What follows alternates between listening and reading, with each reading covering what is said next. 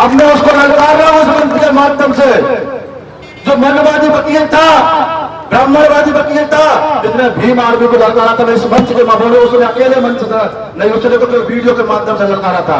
यहां मैं 400-500 लोगों के बीच में ललकार रहा हूं, अगर माई का लाल माँ का दूध पिया है तो 22 तारीख को मुझे वो ग्वालियर के अंदर मिले, बता देंगे भीम आर्मी क्या है।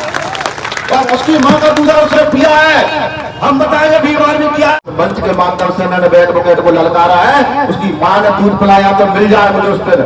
मानस भवन से हम लोग आज डेयरी चालू करेंगे और कलेक्टर तक लेरी निकाल के लेके जाएंगे, उस रेली के बीच में आके दिखा दे और सुनील बैरसिया अपने पानी से मुकर जाए। भीम आर्मी का एक छोटा सा सिपाही हूँ, माननीय वीरेंद्र सिंह जी का छोटे सा सिपाही हूँ।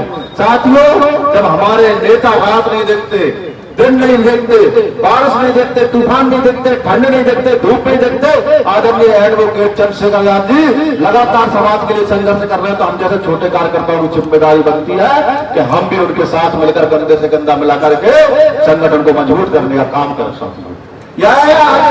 दतिया में यहाँ उपस्थित जब मैं पहली बार, अभी दूसरी बार प्रदेश अध्यक्ष बना, तो मेरे दिमाग में बात आई, क्यों ना हम पूरे प्रदेश के अंदर संगठन बना अभियान चालू करें, और उस अभियान के माध्यम से जो कुछ मैंने पिछली बार खोया है, जो कुछ मैंने पिछली बार जो संगठन को मैंने नहीं दे पाया है, अब की बार जो पूरे प्रदेश में घूम करके मैं संगठन को पूरे प्रदेश में तैयार करूं और एडवोकेट चंद्रशेखर आजाद के हाथों को मजबूत करने का काम करूं। साथियों, हम सबकी बदौलत, हम सबकी मेहनत से आज एडवोकेट चंद्रशेखर आजाद जी संसद में बैठे हैं। इतने सारे सांसद होने के बाद भी आप देख लो पूरे प्रदेश देश के अंदर कोई सांसद आपकी आवाज उठाता है? पता कोई उठाता हो तो बता दो मुझे, हाथ बढ़ा, कोई नहीं उठाता ना। लेकिन एडवोकेट चंद्रशेखर आजाद जी जब भी संसदीय सत्र होता है तो माननीय advocate Chandrashekhar Azad ji per day अपनी बात को, कई हमारी माता बहनों के अत्याचार की बात रखते हुए नजर आएंगे आपको, कई आरक्षण के बिल पे बोलते हुए नजर आएंगे, कई जातीय जनगणना में बोलते आएंगे, कई हमारे देश के अंदर डॉक्टर BR अम्बेडकर जी की जयंती मनाने के लिए छुट्टियां मानते हुए नजर आएंगे, कहीं गुरु रविदास जी जयंती की छुट्टियां मानते हुए, जो समाज के हर वर्ग की आवाज, चाहे वो मुस्लिम भाइयों की आवाज हो, चाहे वो गुजर भाइयों की आवाज हो, चाहे हमारे यहाँ पे दलित भाइयों की आवाज हो, हर आवाज को एडवोकेट चंद्रशेखर जी संसद में उठाने का काम करते हैं। करते हैं कि नहीं करते? हाल करके बताइए मुझे, करते हैं कि नहीं करते? आप बताइए, बोलते हैं कि नहीं बोलते एडवोकेट चंद्रशेखर जी संसद में? कौन कौन देखता है?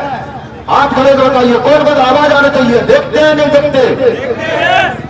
तो साथियों, हम सब लोग एडवोकेट चंद्रशेखर आजाद जी के छोटे से सिपाही है। साथियों, यह अभियान हमारे यहाँ पे भी हम लोग जिले स्तर पर चालू किया है। अब इस अभियान को हम लोग तहसील स्तर पर और ब्लॉक स्तर पर हम लोग चालू करने का काम करेंगे। साथियों, आपको पता होगा अभी एक वर्तमान में छत्तीसगढ़ में था, छत्तीसगढ़ का प्रभारी मध्य प्रदेश का प्रदेश अध्यक्ष होने के नाते मैं छत्तीसगढ़ में था, तो मैंने एक वीडियो देखा, एक महोदय सरे आप भीम आर्मी को ललकार रहे हैं, कह रहे हैं कि भीम आर्मी के लोग कहाँ हैं। उस दिन मैं छत्तीसगढ़ था, अगर शायद मध्य प्रदेश की धरती पर होता तो सुनील बैरसिया सबसे पहले अपनी गाड़ी लेकर हाई कोर्ट के अंदर घुसता, ये मेरी गारंटी है। अब मैं उसको ललकार रहा हूं उस मंच के माध्यम से। जो मनवादी वकील था, ब्राह्मणवादी वकील था, जिसने भीम आर्मी को ललकारा था, मैं इस मंच के माध्यम से, उसने अकेले मंच था नहीं, उसने तो वीडियो के माध्यम से ललकारा था। यहां मैं 400-500 लोगों के बीच में ललकार रहा हूं, अगर माई का लाल माँ का दूध पिया है तो 22 तारीख को मुझे वो ग्वालियर के अंदर मिले, बता देंगे भीम आर्मी क्या है। और उसकी माँ का दूध उसने पिया है, हम बताएंगे भीम आर्मी क्या है। हम 22 तारीख को ग्वालियर पहुंचेंगे, उसकी माँ के दूध अगर पिया है, उसने जैसे कार्यकर्ताओं के साथ मारपीट की है, हम एक एक जुर्म का बदला लेंगे। साथियों, जिसको लगता है कि हाई कोर्ट के अंदर भीम आर्मी और हमारी बाबा साहब की मूर्ति नहीं जाएगी, तो भीम आर्मी हाई कोर्ट के अंदर मूर्ति ले जाने का काम करेगा। मैं वादा कर रहा हूं आप लोगों से, अगर हाई कोर्ट में मूर्ति नहीं लगती है तो पूरे देश भर में, पूरे प्रदेश भर में हम लोग जिले स्तर पर धरना चालू करेंगे। हम DM, कलेक्टर, SP को जीने नहीं देंगे चैन से, और ना ही उन्हें खाने देंगे। जब हमारा समाज सड़कों पर होगा तो तुम कैसे खाओगे पियो। साथियों, तो मैं आपसे कह रहा हूं कि 22 तारीख को कमर कस लो, 22 तारीख को कमर कस लो।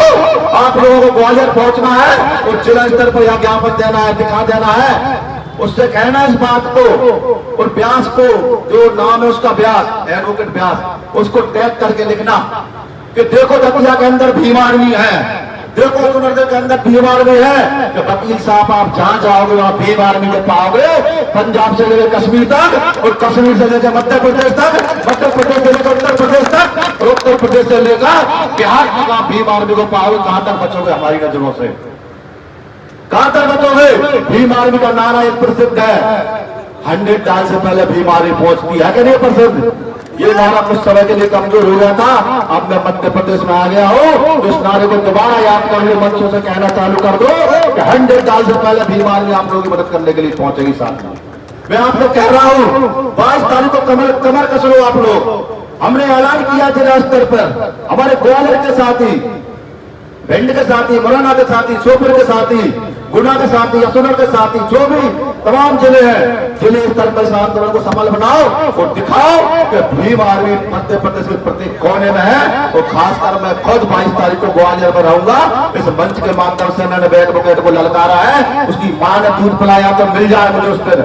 मानस भवन से हम लोग आज डेयरी चालू करेंगे और कलेक्ट्रेट तक रेली निकाल के लेके जाएंगे। उस रेली के बीच में आकर दिखा दे, अगर सुनील बैरसी अपने पार्टी से मुकर जाए उसी दिन तुम काला मुंह कर देना मंच पे खड़ा करके। ये मैं आप लोगों से वादा कर रहा हूं, कह रहा हूं मैं आप लोगों से। जब वो भड़काऊ भाषण दे सकते तो हम क्यों नहीं दे सकते? वो वकील होते हुए भी, वकील होते हुए, लेकिन साथ ही हम उस दिन भी उनका इलाज कर देते।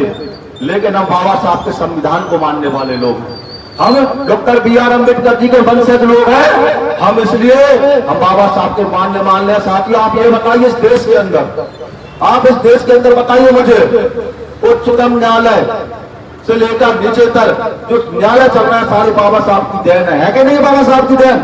अगर इस देश के अंदर संविधान नहीं होता तो क्या न्यायालय होता? नहीं होता। क्या SP ऑफिस होता? नहीं होता। क्या कलेक्ट्रेट होता? नहीं होता।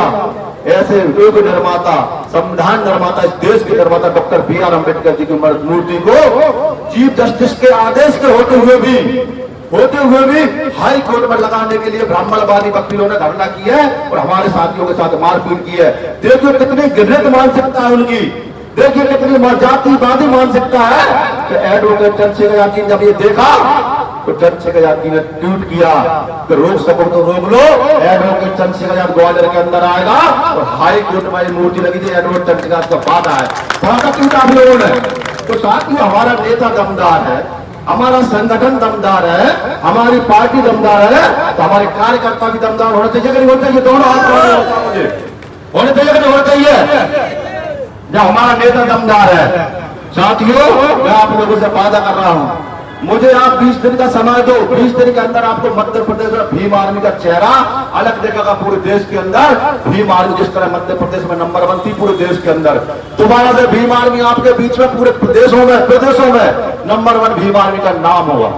मैं आपसे कह रहा हूं, आप सब लोग, बस मैं आप लोगों से कुछ नहीं मांग रहा हूं, आप मंच में या उपस्थित सभी कार्यकर्ता से कुछ नहीं मांग रहा हूं। अगर मैं 20 दिन काम कर रहा हूं घर छोड़कर, तो एक कार्यकर्ता मात्र 5 दिन काम कर ले, मात्र संगठन का 5 दिन काम कर ले और एक दिन में मात्र 5 गांव जाकर मीटिंग कर ले और भीम आर्मी के सदस्यता अभियान को चालू कर दे। मैं आपसे कह रहा हूं कि हम गांव तक, तहसील तक, ब्लॉक तक, नगर तक और जिले तक हम पहुंचने का काम करेंगे। आप लोगों से वादा कर रहा हूं, ये मेरा वादा है, मैं कभी झूठ नहीं बोलता हूं, बता रहा हूं आपको।